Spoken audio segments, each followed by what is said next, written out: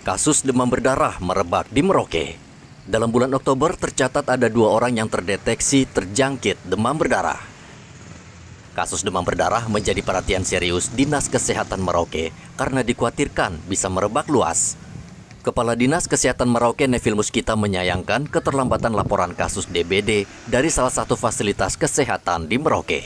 Seharusnya kasus ini bisa dicegah dan cepat ditangani. Kalau DBD sampai saat ini memang ada informasi 1-2 kasus di Vaskes ya. Cuma yang sering kita alami adalah keterlambatan laporan dari Vaskes ke kami ya.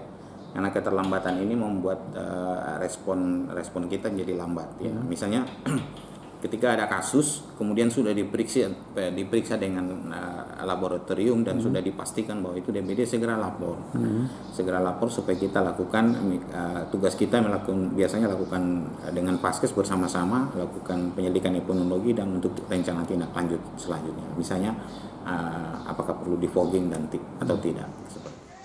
Dinas Kesehatan Merauke meminta warga waspada terhadap demam berdarah, kemudian rajin membersihkan tempat tinggal dan menguras, menutup, ataupun mendaur ulang barang yang tidak terpakai karena bisa menjadi tempat perkembangbiakan nyamuk Aedes aegypti, penyebar virus demam berdarah.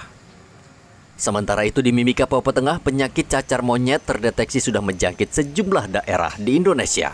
Untuk mengantisipasi penyebaran penyakit ini, Dinas Kesehatan Kabupaten Mimika akan terus memantau perkembangan dan akan menerapkan petunjuk teknis Kementerian Kesehatan.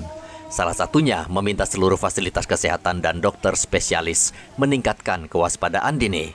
Kepala Dinas juga mengatakan pihaknya akan terus melakukan pemantauan dengan pelaporan data setiap hari walaupun tidak ada kasus. Kalau kita lihat gejala pada umumnya itu hampir sama juga dengan gejala-gejala penyakit tropis ya. Demam, kemudian ada kemerahan, kemudian sakit pada tenggorokan. Jadi ini sehingga gejala itu tidak serta-merta, jangan sampai kami menyebutkan gejala terus kemudian ini orang menjadi khawatir. Yang paling spesifik adalah melakukan pemeriksaan, penegakan diagnosa laboratorium itu menjadi penting. Kemudian ini juga kan harus dalam pengawasan dokter spesialis tentunya. Sebenarnya karena mobilisasi penduduk sekarang itu meningkat, kemudian akhirnya juga masalah-masalah sosial termasuk masalah kesehatan. Kita melaksanakan perilaku hidup bersih sehat saja itu sudah bagus. Penyakit cacar monyet atau monkeypox merupakan penyakit yang diakibatkan oleh virus yang ditularkan binatang.